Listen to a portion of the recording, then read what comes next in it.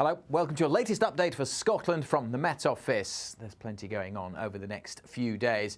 It's going to get wet and windy, but for most, Thursday will be a warm day again. Not as warm as Wednesday, and there won't be as much sunshine around, and it won't be a completely dry day everywhere. But many will start the day fine. The big exception to that will be the east coast, where it will be quite misty and murky. Southwest seeing a few showers early on, and then this band of showers tracks northwards through the day.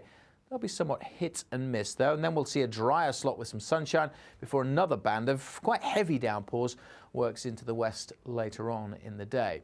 In between the bands of showery rain, there will be some bright and fine weather.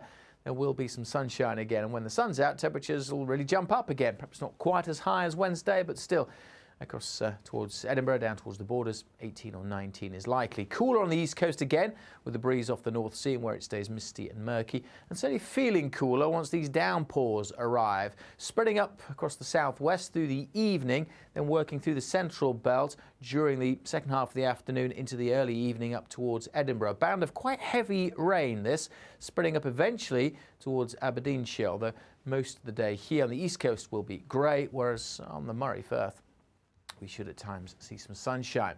Staying quite cloudy through the day across Shetland and Orkney, with a few showers, particularly around the middle of the day, and we'll see that band of heavy rain working its way up across the Highlands through the evening.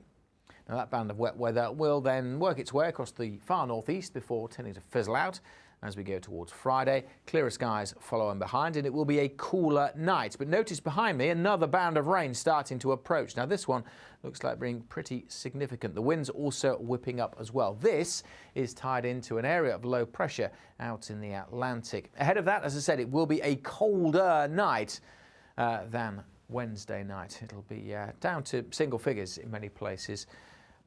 And we'll start to see the winds picking up in the west. And that, as I said, is from the developing system out in the Atlantic. This is Storm System Callum. It's been named by the Irish Met Service, named by Met Éireann, because here, that's where the tightest isobars are.